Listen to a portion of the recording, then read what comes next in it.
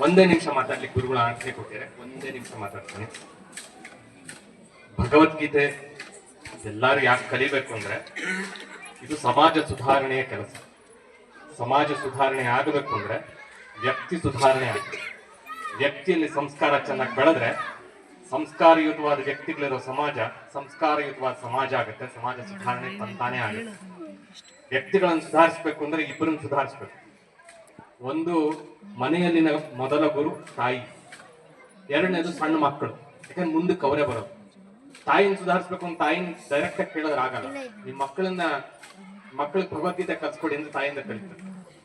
ತಾಯಿಂದ ಕಲ್ತ್ರೆ ಮಕ್ಳಿಗೆ ಬರುತ್ತೆ. ಮಕ್ಳಿಗೆ ಬಂದ್ರೆ ಅವ್ರ ಮುಂದಿನ ನಮ್ಮ ನಾಡಿನ ಕಟ್ಟೋದಿಕ್ಕೆ ಎಲ್ಲ ಅವರಿಂದ ಆಗುತ್ತೆ. ಹೀಗಾಗಿ ಈ ಭಗವದ್ಗೀತೆ ಕಂಠಪಾಠ ಸ್ಪರ್ಧೆಯಲ್ಲಿ ಕೆಲವ್ರಿಗೆ ಹೇಳಕ್ಕಾಯ್ತು, ಕೆಲವ್ರಿಗೆ ಹೇಳಕ್ ಆಗ್ಲಿಲ್ಲ, ಏನೆಲ್ಲ ಇರ್ಬೋದು. ಅದು ಎರಡನೇ ಬದಿಯ ಇಂಪಾರ್ಟೆನ್ಸ್. ಮೊದಲ ಇಂಪಾರ್ಟೆನ್ಸ್ ಏನಪ್ಪಾ ಅಂದ್ರೆ, ನೀವೆಲ್ಲ ಭಗವದ್ಗೀತೆ ಕಲೀಲಿಕ್ಕೆ ಪ್ರಯತ್ನ ಪಟ್ರಲ್ಲ, ಅದು ನಮಗ್ ಬೇಕಾಗಿರೋ ಮುಖ್ಯವಾದ ಇಂಪಾರ್ಟೆನ್ಸ್.